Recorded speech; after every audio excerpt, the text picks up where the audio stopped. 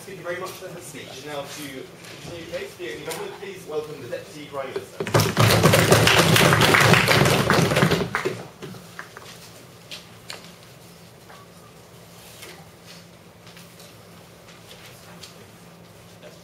Mr. Speaker, thank you for the floor. Basically, the idea that we heard from opposition is that now that police in the status quo has this really nice, friendly relationship with all these small groups, they turn out way better than under our plan. What we see, Mr. Speaker, is that all those small groups that come into contact with the police on a regular basis and now go unpunished because the police simply can't do anything, end up in street gangs, end up in all these worst criminal situations. So we really don't see how the status quo in which the police tries to be like respectful only all the time to these children actually helps these children. We just don't buy that. So I'm going to talk about two things in my speech. I'm going to talk about how it's okay to sort of violate the child's rights in a minor way in order to improve its situation in the long run. And I'm going to talk about this idea of limited agency and why limited agency is not a ground to completely omit any punishment to the child at all. But first, some points of rebuttal. Basically what we heard is that if the police has the right to slap people, then it's arbitrary, and being arbitrary, it is bad. We say, well, the police has all sorts of tools in all sorts of situations that it can use when it thinks it is appropriate. So it always has to make this judgment. So under their plan, the police shouldn't be allowed to do anything but say, hey, that's naughty, because it's arbitrary. We say we don't buy that. We say there are certain rules for the police that they have to follow. There is usually a strict framework for these things before the police can actually use violence or do things like this. So we're perfectly fine with that. We think the police is responsible enough to cope with it. And then they talked about the relationship with the police and the state, how we should keep this like on a friendly basis.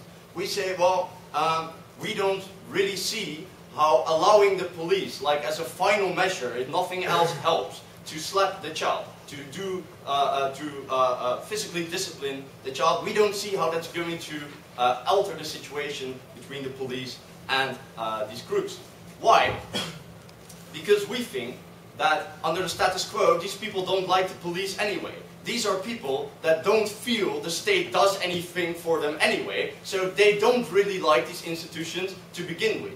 We don't see how this is going to worsen the situation. Moreover, the state is now showing that at least they're actively involved in how they grow up, in how they end up in society, and is willing to do something about that.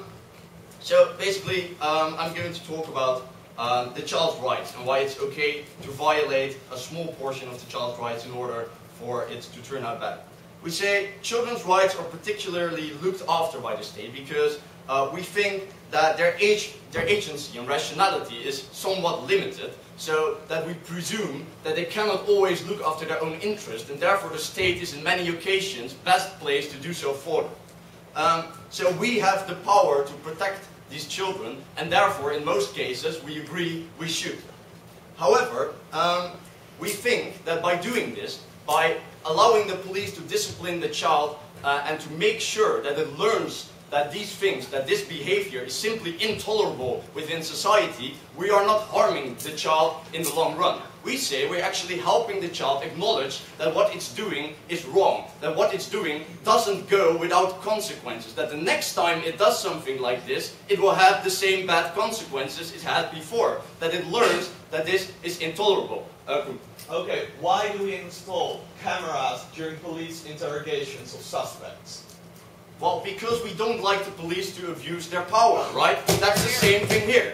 We agree that the police should not abuse their power. Although, we think that the police is in most cases perfectly capable of doing this, and if they don't, well, then let's punish them, but that's another question.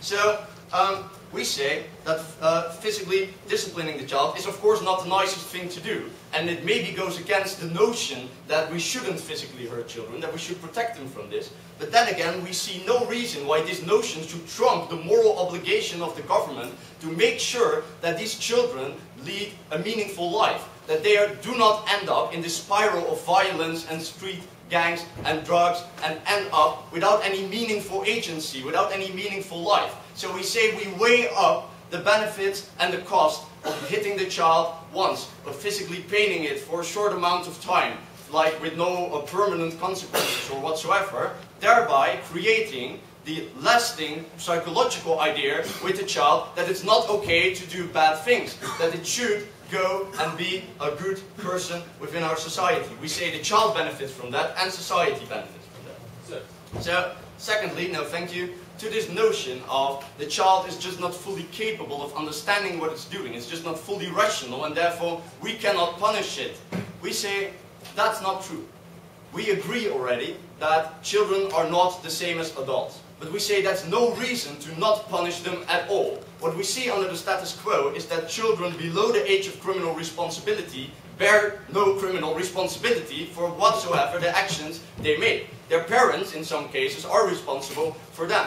But we say these children have rationality to begin with. They are not like dogs who have no rationality at all. Children, although limited in their rationality, do make deliberations. They do think about the things they're doing, and therefore they do have a certain responsibility about the things they're doing. Yeah. What about the right for a fair trial? Why do you still give it to adults and take it away from children? Well, because we think this is not about the really, really big cases. Of course, in many cases, like when the police has to use force against a person when arresting the person, for instance, we also don't see that there's a trial before it can use the violence against this person. We don't, because it's not effective that way. Because the police simply can't do this if it has to go through the whole process of all these things. But of course we will allow the child fair trial if it thinks the power of the police was abused. Of course, if the child thinks that, or the parents of the child thinks that this was like an unnecessary use of force by the police, of course then it can go to the judge and follow the normal procedures, normal trial, etc., etc. So we don't really see the problem there. So to this notion of limited agency, we simply say having some agency, knowing that to some extent what you're doing, you're also capable of making the link between what you're doing and what is bad. I mean, even dogs have that. So we say these children who have far more rationality than a dog should also be punished accordingly. We also do the same, for instance, with people with mental disabilities. We still punish them, although in a lesser way. So we think that's perfectly fine within our legal system. So for these two reasons, because it's really no problem to violate the child's rights for a little bit, just to make sure it goes up well, and then because it's no problem to punish people with limited agency, I beg you to protect them.